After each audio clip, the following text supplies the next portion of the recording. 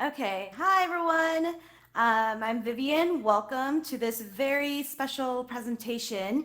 It's special because we have a live audience with us in Arizona who are at the VR for Good Summit, which I was supposed to be there, but I'm lazy. No, I'm kidding. Okay, so I wanted to be there, but the reason I'm not is actually a very good use case for why VR is really good. I'm actually ill, and I had an additional scan today to check and make sure that I'm still cancer free. I just finished in August, so I had to stay for that this morning, and the news is good. So I'm really glad. I needed to be able to like stay and make sure that I can, breathe easy. But that is why I'm not there right now.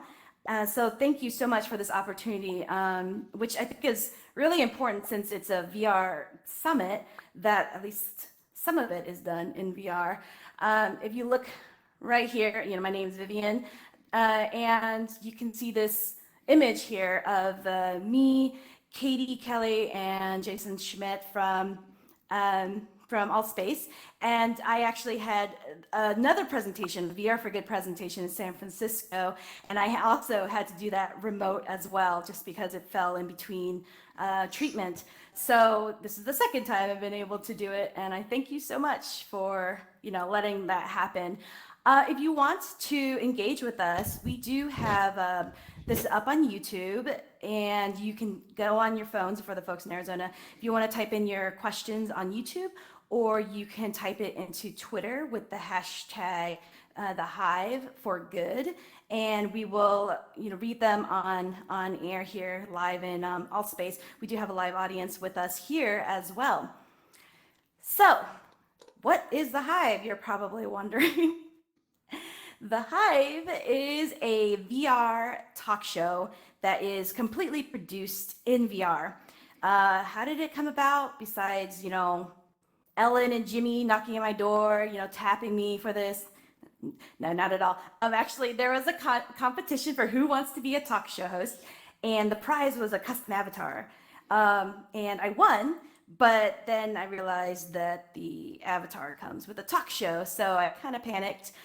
Even though I am a public speaker, I wasn't sure about how to go about a talk show in VR. But it seems easy, right? Because here's a set that I didn't have to design. You go onto a social website like AltVR and just put in your events and talk in VR. How easy is that? Well, turns out it is easy and also not, because of how much work that has to go into each talk show, keeping in mind that we are in VR. Okay, so we have a lot of incredible things that we can do in here. Change the stage, have guests from all over the world come on the show. But also there's limitations, such as not being able to have a production team inside giving me physical cues. So we have to find a way to work all around it. If you go on our YouTube channel, we do have an episode called Behind the Scenes, and we talk a lot about how we do what we do. And it's been going on, this show has been on for over a year, and we have learned so much. In fact, people stayed in the audience and asked us, how do you do this? Or have you ever run into this issue? And we were able to draw from a lot of experience.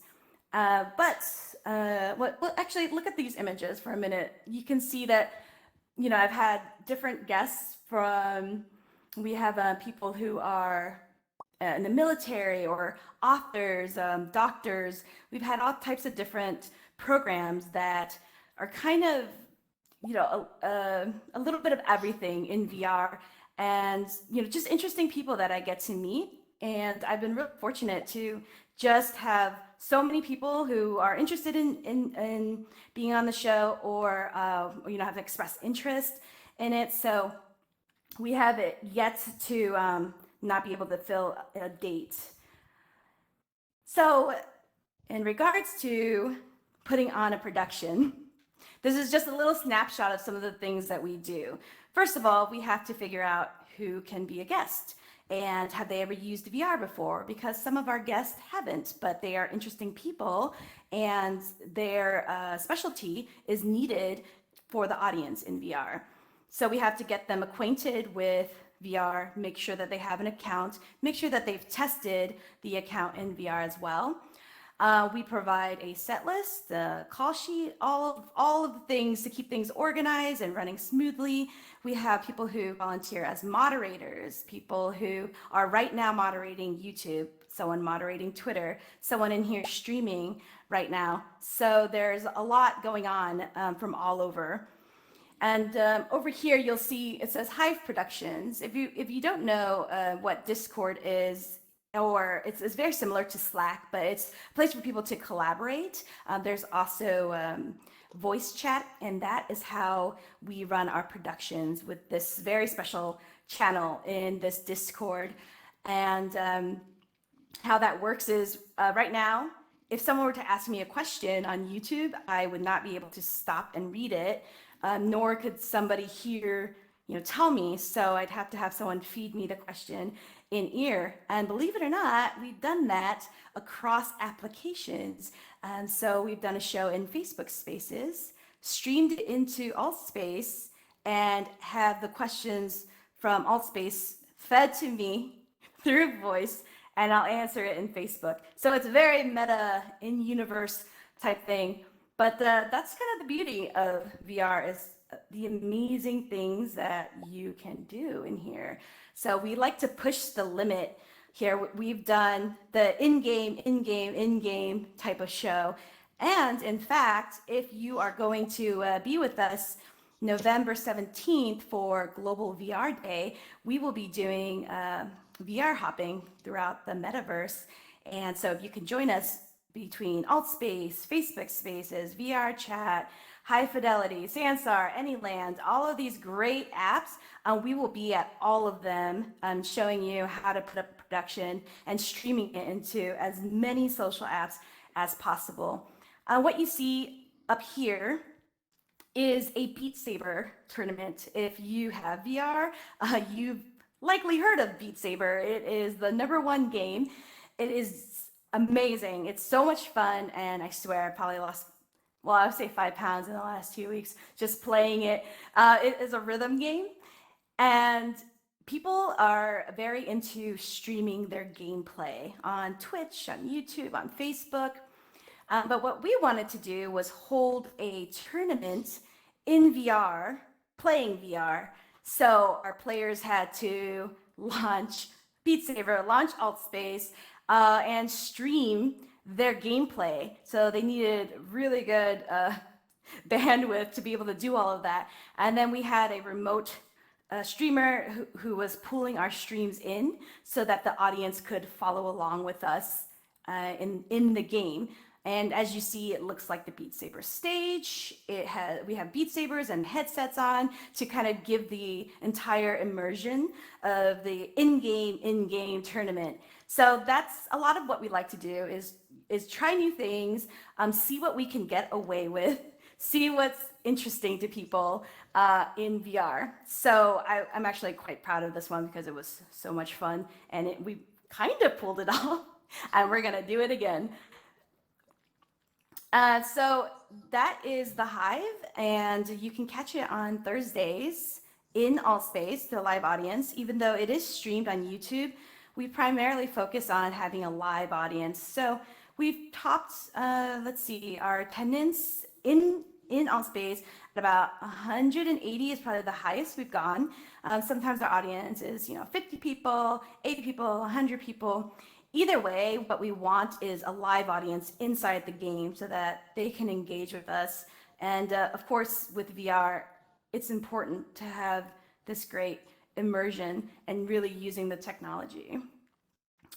So aside from the Hive, who am I and why am I talking to you right now? Just a coincidence, I think. I think Bob just said, "Oh yeah, do you want to talk?" And I don't think he knew who I was at all. And he probably thought I was someone who could do something special. But alas, I am just the person who loves technology. I work for a nonprofit called Mather Lifeways out here in Chicago area. And my job is to study, research, teach new emerging technology to help reduce isolation among older adults. One of the programs that I oversee is called Telephone Topics. And that program is a free program. We subsidize the entire thing, meaning we find the presenters, we pay the presenters, we mail out reminder mails, the how-tos, we pay for the phone line, it's a toll-free number. We pay all of it in order to have people from all over the country be able to call in and enjoy the programming. This isn't, hold on just a moment.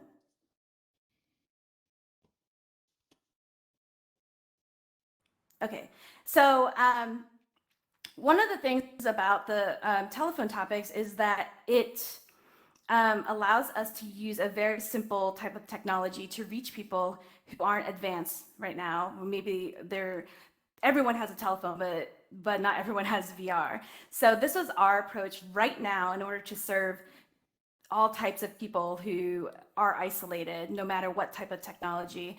Next thing we're going to do is move it into a VR space so that we're serving people simultaneously on the phone, online, and in VR as well.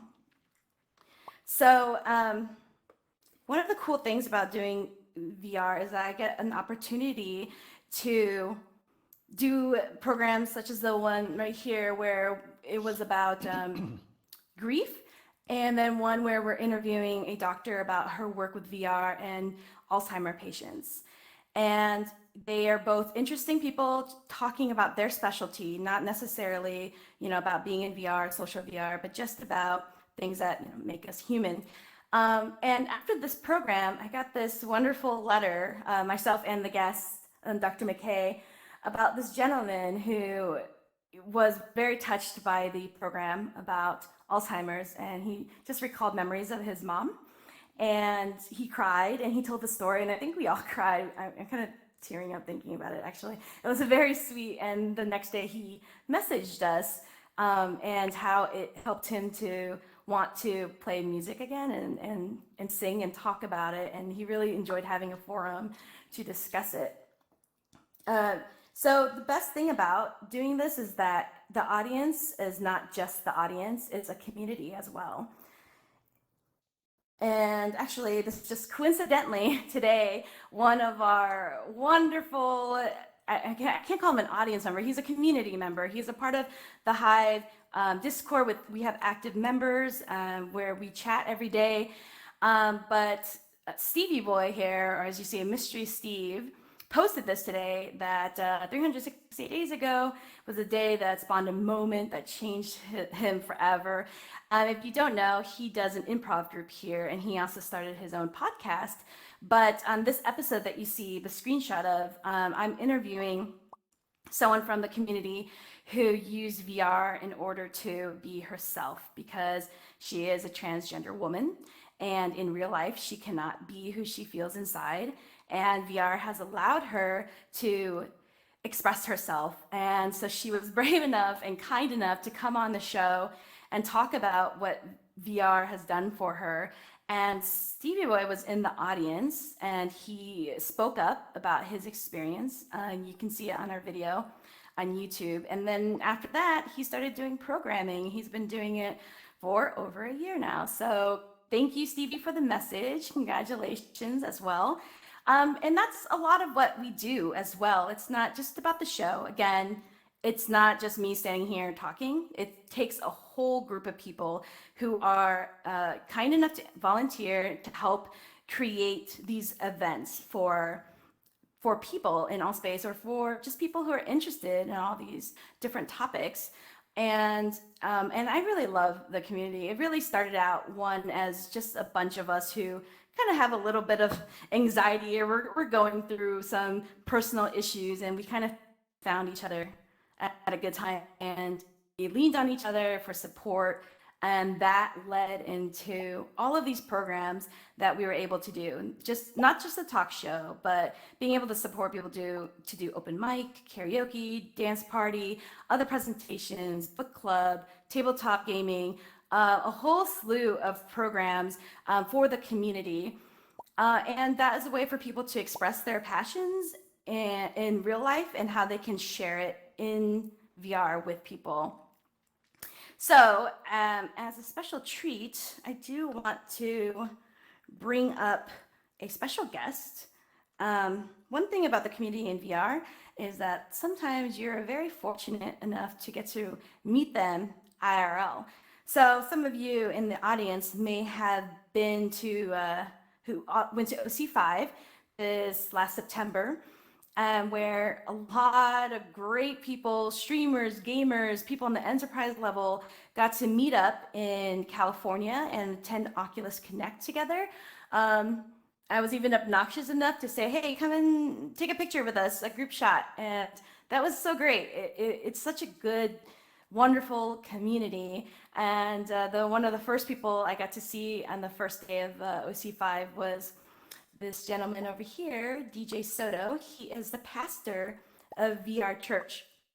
We recognized each other immediately. He was like, Vivian. I was like, DJ, oh my gosh. And we took a photo. We spent some time together. And I recently just did a talk at his VR Church program. So DJ, if you want to come on down here, and everyone, I want to give him emojis. For people who don't know, this is how we react in the audience. So we have a good number of people in the audience right now. And because of the audio in AltSpace, we need to make sure that we're not crashing people. So we use emojis as a way to express or react to what we're talking about. So bunch of emojis for DJ. DJ, thank you so much for coming and doing this. Hi, Vivian. How are you doing? No, thankful to be here. Thanks so much.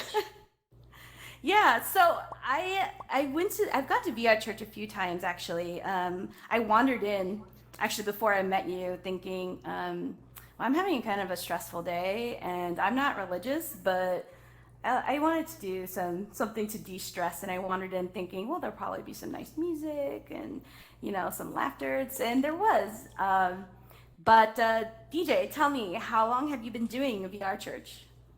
We've been doing virtual reality church for almost 2 years. It started out as an experiment. We were thinking, hey, is this even viable to have an experience of faith in VR?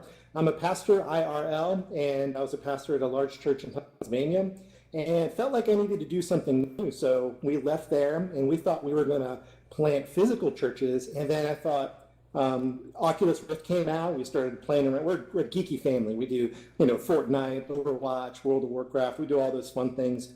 And we got the Rift. We're having a blast with it. And then AltSpace came out. I think it had been out before, but for the Oculus Home, it came out, and we were just blown away by it. And just my gifting as a pastor, and I just thought, let's try a church service in virtual reality. So we launched the first church to exist entirely in VR. Here's some of the pictures of our community, and it's been awesome. It's been really unique.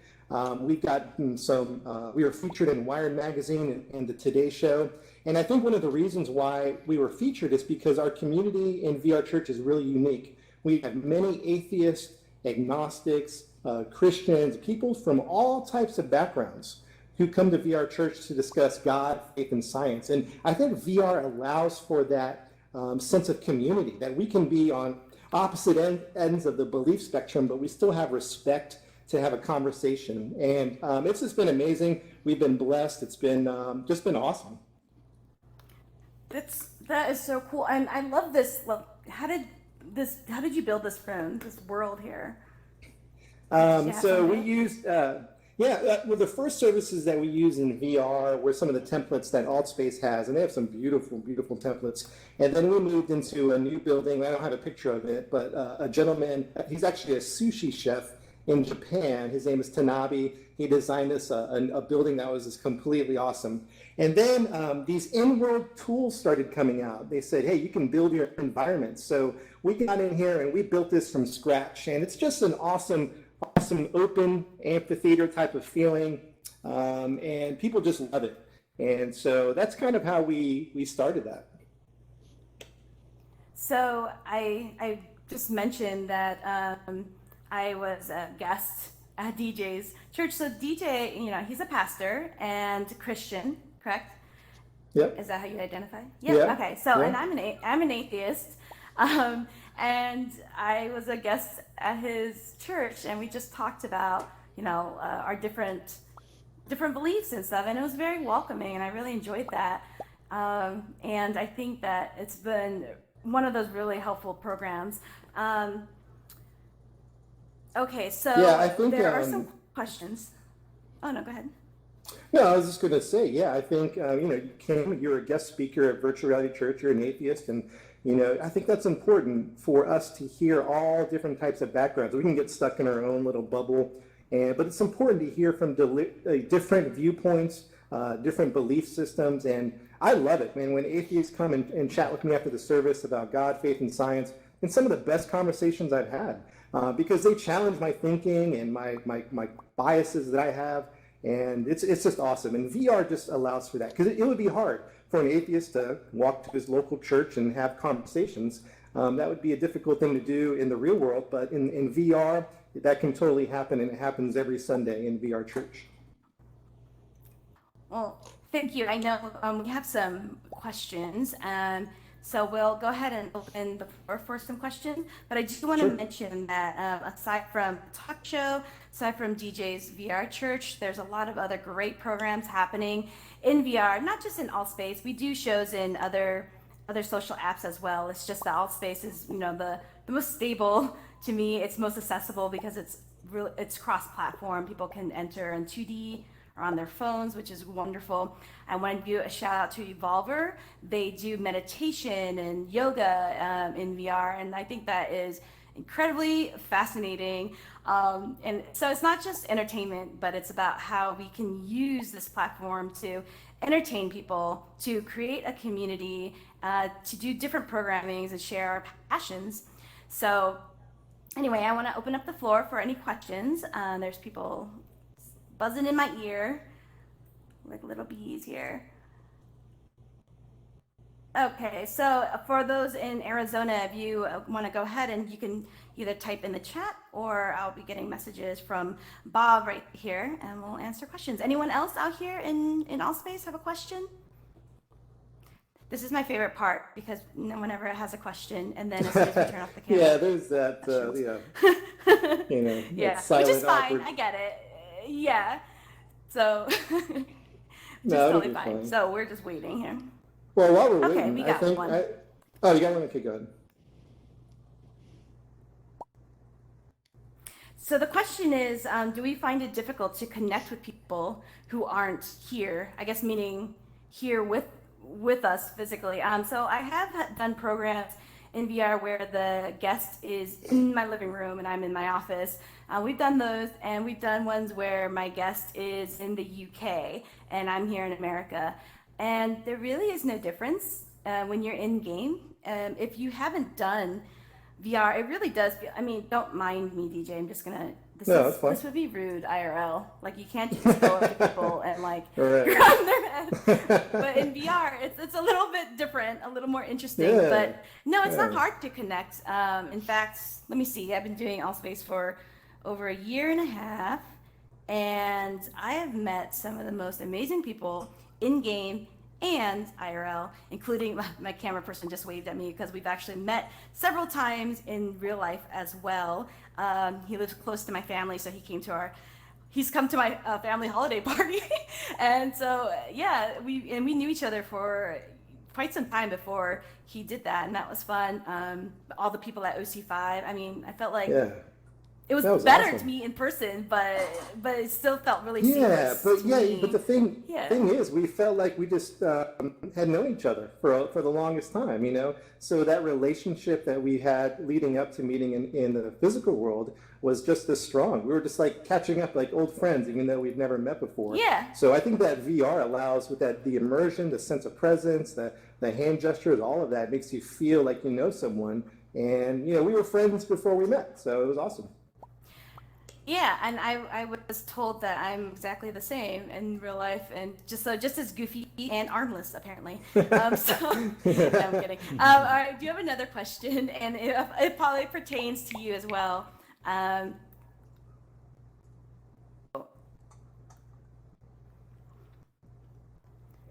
Okay, so the question is our production team in one place or do we collaborate online? And I think DJ can also answer this. But for me, I'm the only one in Chicago. Our streamer is in California. Sometimes our streamer is overseas, another streamer. Our moderators are from all over as well. We have one from the UK, in Tennessee. Basically everywhere. We work together by meeting in VR, right? I know Yeah, that you yeah, do like a dry run yeah. of your thing, of Yeah, your so church, of your thing, of your we get service. involved. Yeah, we get involved like with Discord. So that's one of our communicative tools that we use, and we do some planning on there. And then we hop into VR and talk through the service. So the collaboration totally happens in VR, and it's amazing. And people come to the meetings, and we plan ahead what's coming up. And so that production side of things definitely is very effective in virtual reality and in Discord.